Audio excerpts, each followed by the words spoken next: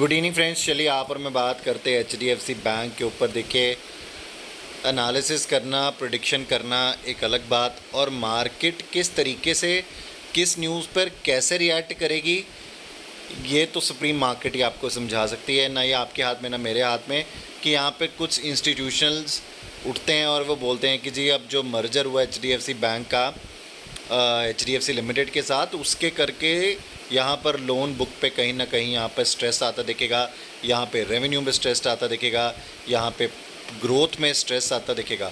देखिए, अभी थोड़े दिन पहले इनको स्ट्रेस नहीं दिख रहा था, इनको अभी स्ट्रेस आना दिख गया। तो देखिए, ऐसा कुछ होता नहीं है मार्केट में। मैं आपको बहुत लिटरली बता रहा हूँ, ये वीडियो शुरुआत से लेकर अंत तक देखिएगा। बहुत बार ऐसा देखा गया है कि यहाँ पर ऐसी न्यूज़ लगाई जाती है कि जहाँ पर मार्केट से वो माल वापस छीन लिया जाए। पिछले 5 सालों से ये स्टॉक इसी लेवल पे ही घूम रहा है।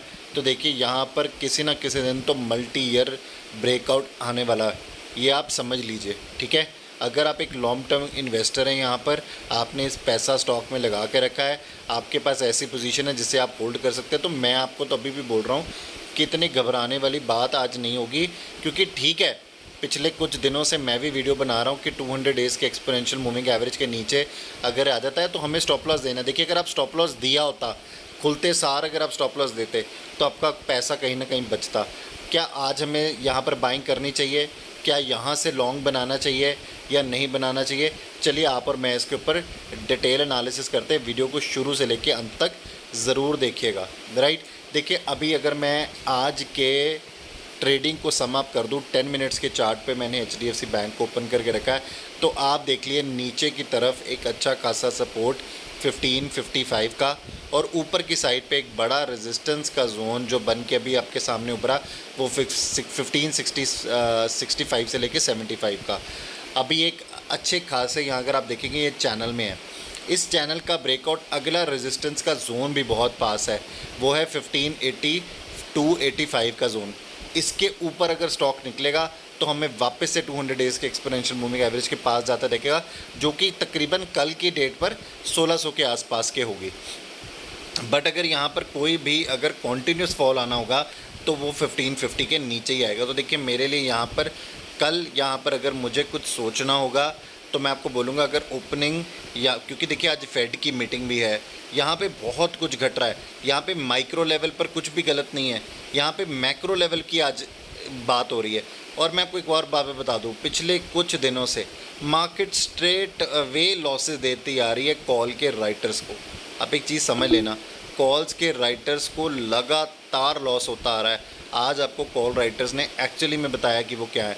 हिट द लाइक बटन मैंने आपको बहुत क्लियरली बताया था जब ये वीडियो बनाई थी कि अगर आप एक दिन छुट्टी के बाद अगले दिन ट्रेड कर रहे हो, ऑप्शंस में बहुत सावधानी से ट्रेड करना, क्योंकि ये मोस्टली दिन किसका होता है, यहाँ पर ये दिन होता है राइटर्स का। तो आपको मेरी बात अगर समझ में अगर तब आई थी, और मैंने आपको बहुत क्लियरली बोला था फ्यूचर्स में काम कर लेना अगर आपकी रिस्क कैपेसिटी आपको अलाउ करती है तो, ठीक है। अदरवाइज़ अवॉइड कर सकते हो तो कर लेना, या अपना रिस्क मैनेज कर लेना, ठीक है। अगर आप ये कर पाए तो बहुत अच्छी बात है। अब बात करते हैं यहाँ पर एनालिसिस के ऊपर। तो देखिए, मेरे लिए बिल्कुल अगर कल ये फ्लैट ओपनिंग हो जाती है या इसकी थोड़ी बहुत भी डाउनवर्ड्स ओपनिंग हो जाती है, अगर ऐसा होता है तो देखिए मैं आपको बाइंग के लिए बोलूँगा 1545 के स्टॉप लॉस के साथ ऊपर की साइड पर आप बिल्कुल इस पर बाई करिए।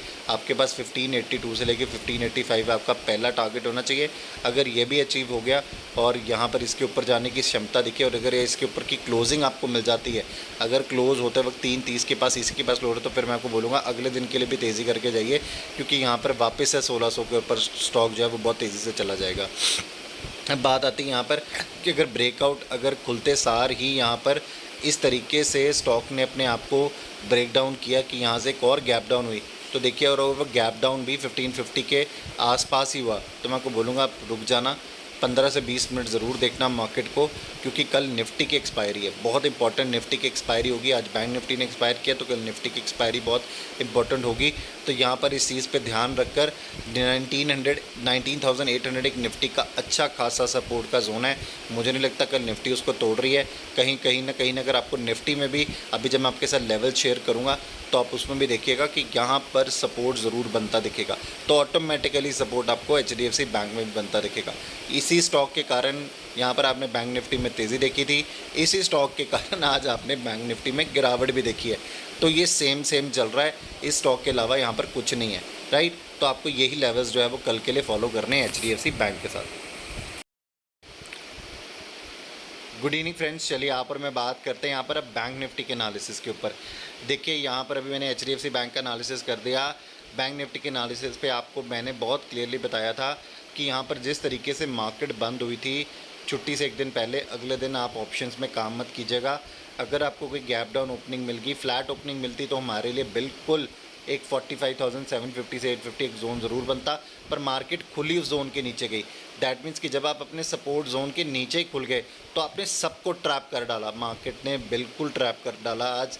और आज बिल्कुल यहाँ पर कॉल राइटर्स का दिन था, उन्होंने कोई मौका नहीं दिया आपको कभी भी उठने का और यहाँ पर आपको तेज़ी करने का या आपको पैसा कमाने का। या तो अगर आप कमा पाए तो बहुत अच्छी बात है, अदरवाइज़ तो यहाँ कोई मोमेंटम नहीं था ऐसा कि यहाँ पे आप सारा दिन में भी पैसा कमा पाओ।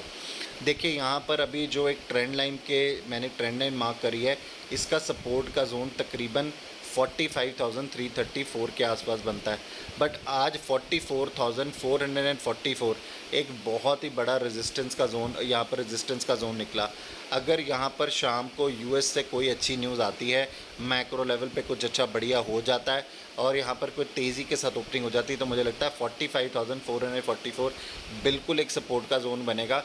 क्यों बनेगा? क्योंकि आज मोस्ट ऑफ द टाइम अगर आप देखेंगे तो बैंक निफ्टी ने इसी के पास जाकर रिजेक्शन फेस करी और बहुत ज़्यादा टाइम जो है बैंक निफ्टी ने इस 150 से 200 पॉइंट के बीच में बिताया, जो कि 45,300 से लेके 45,450 के आसपास का था। तो अगर आप इस चीज़ को ध्यान में रखेंगे, कल इसके ऊपर की ओपनिंग होगी तो मुझे लगता है ये सपोर्ट का जोन तेज़ी कर सकते हैं। ऊपर की तरफ आपका पहला टारगेट 45,650 और दूसरा टारगेट आपका 45,850 का होना चाहिए, राइट, क्योंकि गैप ट्रेड हो जाएगा। तब जो आज का गैप है वो गैप फिलिंग हो जाएगी।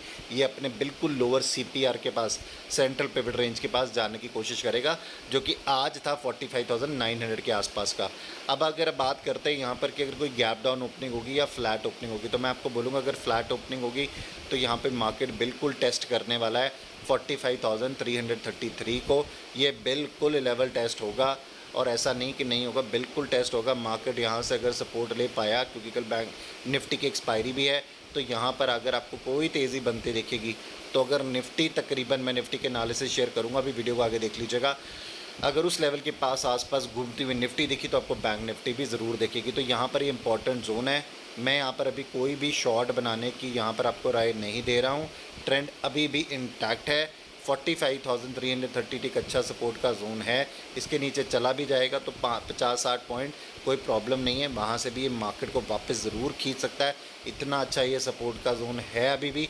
तो मेरे लिए यहाँ पर बाइंग का जोन ही है अभी भी। मैं बैंक निफ्टी में कोई भी नेगेटिव आपको नहीं बोल रहा हूँ, यहाँ पर आपको नेगेटिव होना चाहिए। हम बैंक निफ्टी में नेगेटिव तब होंगे जब ये 45,000 का लेवल तोड़ देगा और इसके नीचे की क्लोजिंग हमको देगा। उससे पहले यहाँ पर हम बैंक निफ्टी में कोई भी नेगेटिव थॉट नहीं लेके जा रहे, राइट। आई होप आपको ये मेरा एनालिसिस समझ में आया होगा। अगर यहाँ पर आपको कहीं पर भी मिलता है बैंक निफ्टी तो आपको बाइंग ही करनी चाहिए, राइट। आई होप आपको ये समझ में आया होगा, right. Thank you so very much.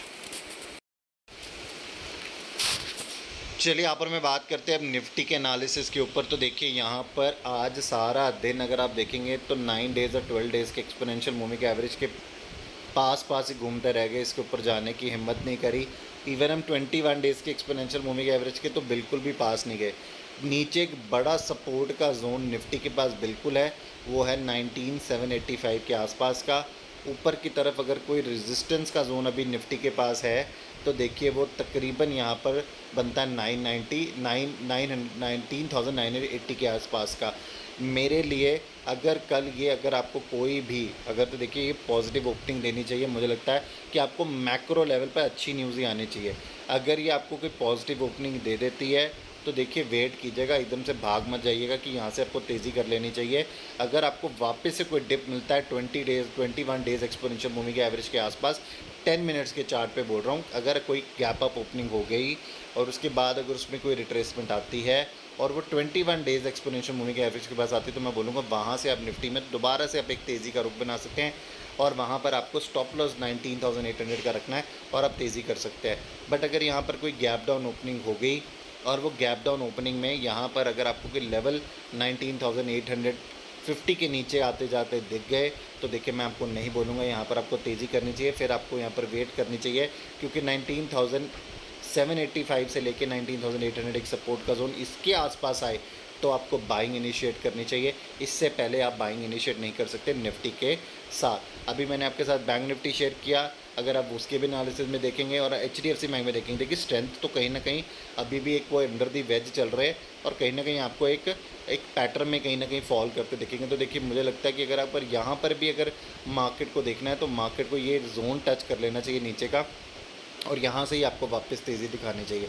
अगर ये पहले ऊपर जोन तेज़ी से टच कर लेगा तो फिर आपके पास बहुत ज़्यादा चांस नहीं है कल, क्योंकि निफ्टी की एक्सपायरी है, तो निफ्टी में क्या कर पाएंगे। अगर सीधा ही यहाँ से कोई 50-100 पॉइंट ऊपर खुल गई, देखिए आज हम नीचे खुल गए, कोई ऐसी बड़ी बात नहीं, यहाँ पर कोई पॉजिटिव न्यूज़ आ गई जिसका डर है मार्केट को कि यहाँ पे कोई रेट हाइट होगा या कोई ऐसी बात निकल कर आएगी। यहाँ पर US क्या बोलता है, यहाँ पर जर्मन परिवाल क्या बोलते हैं यहाँ पर रेट इंटरेस्ट के ऊपर, तो यहाँ पर किसी को नहीं पता। अगर फ्लैट या यहाँ पर हॉकिश अपनी टोन देके चले जाते हैं तो यहाँ पर आपको तेज़ी बनती दिख जाएगी यहाँ पर निफ्टी में।